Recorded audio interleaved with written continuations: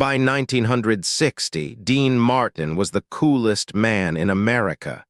His records were selling by the millions. His face was on movie marquees from Hollywood to New York. And every Saturday night, families across the country gathered around their television sets just to watch him smile. But here is what most people never knew. Just a few years before all of that, his closest friend and partner, the man he had built his entire career with, looked him in the eye and told him he would never make it on his own. That partner was Jerry Lewis. And when the two of them split in the mid-1950s, the entertainment press agreed with Jerry. The columnists called it. The insiders whispered it. Dean Martin, they said, was the funny one, straight man. Without the laughs, what did he have? What he had, it turned out, was everything. But to understand how a kid from a small Ohio steel town became the undisputed king of American cool, and to understand what Frank Sinatra would later say about him on a Las Vegas stage, we need to go back to the very beginning. To understand Dean Martin, you need to understand Steubenville, Ohio. In the 1920s, Steubenville sat hard on the Ohio River, its skyline defined by steel mills and coal smoke. It was a working man's town. Italian, Irish, Eastern European families packed into neighborhoods where everybody knew everybody, and nobody had much, but nobody talked about it either. Dino Paul Crosti was born there in the early 1910s to Italian immigrant parents. His father, Gaetano, was a barber. His mother kept the home. The language spoken around the dinner table was Italian. The world just outside the front door was American, and young Dino lived somewhere in between, never quite belonging to either world completely. If you were a teenager in the late 1920s or early 1930s, you might remember what it felt like to come of age in that era. The Depression had its grip on everything. Jobs were scarce. The future felt uncertain. For a lot of young men in towns like Steubenville, the options were simple: the mills, the mines, or something else entirely. Dino dropped out of school before finishing the 10th grade. According to those who knew him then, he wasn't a bad student so much as a restless one. The classroom couldn't hold him. The streets could. He ran numbers. He dealt cards. He boxed briefly and without much success by most accounts. He worked in the steel mill for a stretch, long enough to know he never wanted to go back. And somewhere in all of that, he started to sing. Not in any formal way at first, just in clubs, in back rooms, wherever someone would listen. His voice was warm and unhurried, a natural baritone that made a room feel smaller and safer, like the music was meant only for you. That quality, that easy, intimate warmth, was something Dean Martin never lost. And here is the question worth sitting with. Was that effortless cool something he was born with? Or was it something he built brick by brick as armor against a world that had told him from the start he didn't quite fit? The answer, it turns out, is more complicated than it looks. Through the late 1930s and into the 1940s, Dean Martin worked the club circuit, small venues in Ohio, then Atlantic City, then New York. He changed his name from Dino Crosti to something that sounded less foreign to American ears. He studied the singers he admired. He developed a stage presence that was relaxed without being lazy, charming without being slick. He was good, but good wasn't enough to break through on its own. The break, the one that changed everything, came when he crossed paths with a young comedian named Jerry Lewis. The two of them were an unlikely pair. Dean was dark, handsome, and smooth. Jerry was manic, physical, and unpredictable. But together, something clicked. Their act, part music, part comedy, part beautiful chaos, caught fire in Atlantic City in the late 1940s and never slowed down. Almost overnight, Martin and Lewis became the hottest act in the country. Television was new and they were made for it. Movies followed. The money followed. The fame followed. For nearly a decade, Dean Martin was half of the most popular comedy duo in America. And yet, according to biographers and accounts from people close to both men, Dean was never entirely comfortable in that role. The straight man, the handsome foil. He was the one who set up the joke so Jerry could deliver it. He was funny. He knew he was funny, but the world had decided what he was and it wasn't quite right.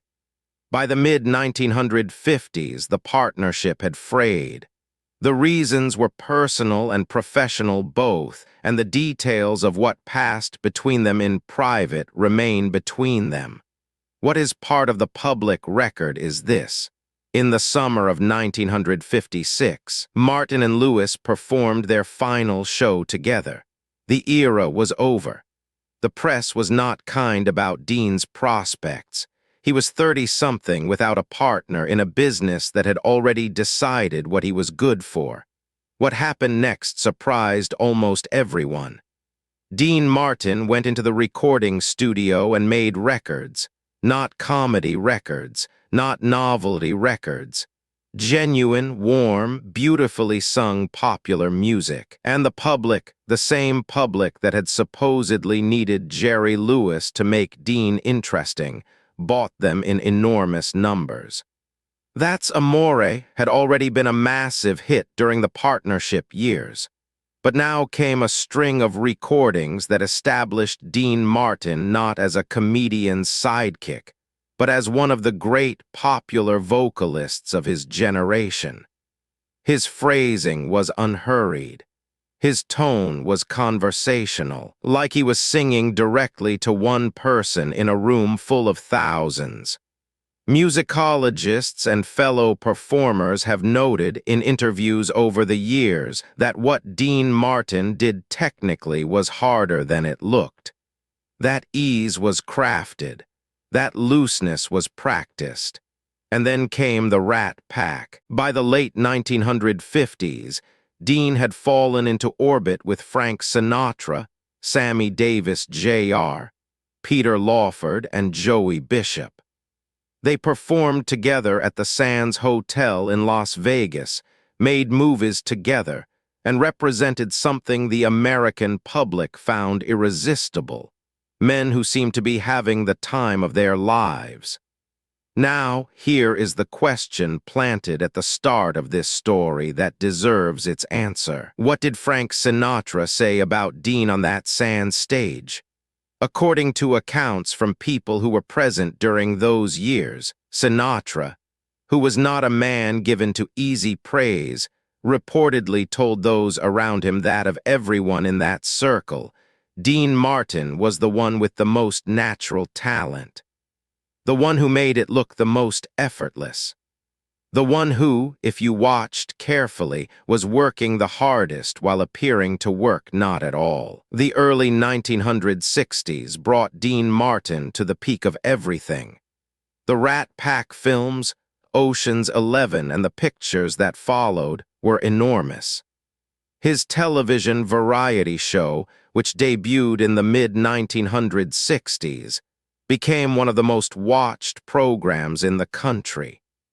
Week after week, Dean Martin walked out in front of a camera and made millions of Americans feel like they'd been invited to the best party in town. And here is where the second question from the start of this story finds its answer. What was the secret Dean carried with him out of Steubenville? It was this.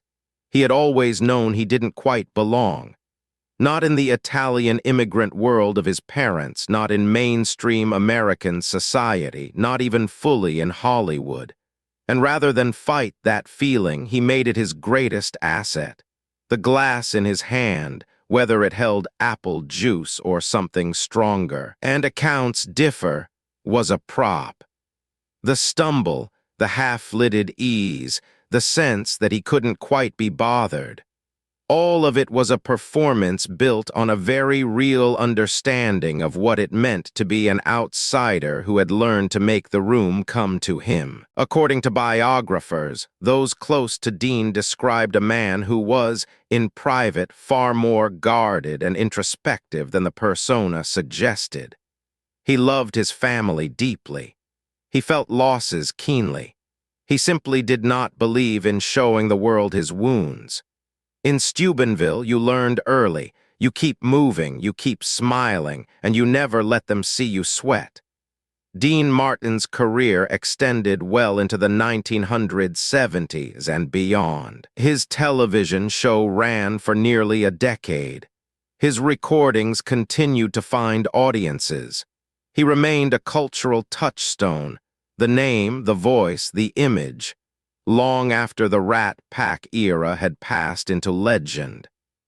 The split with Jerry Lewis, which the press had called the end of Dean Martin, turned out to be the beginning of him.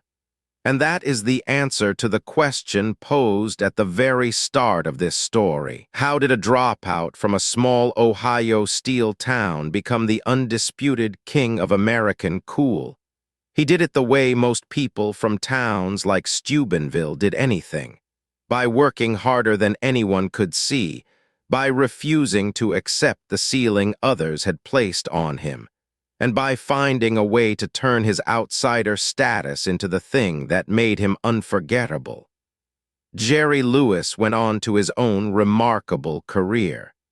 The two men, by most accounts, eventually made a kind of peace with each other and with the years they had shared. The details of that reconciliation remain personal, but the public record shows that both men lived long enough to understand what they had built together and what each had built alone.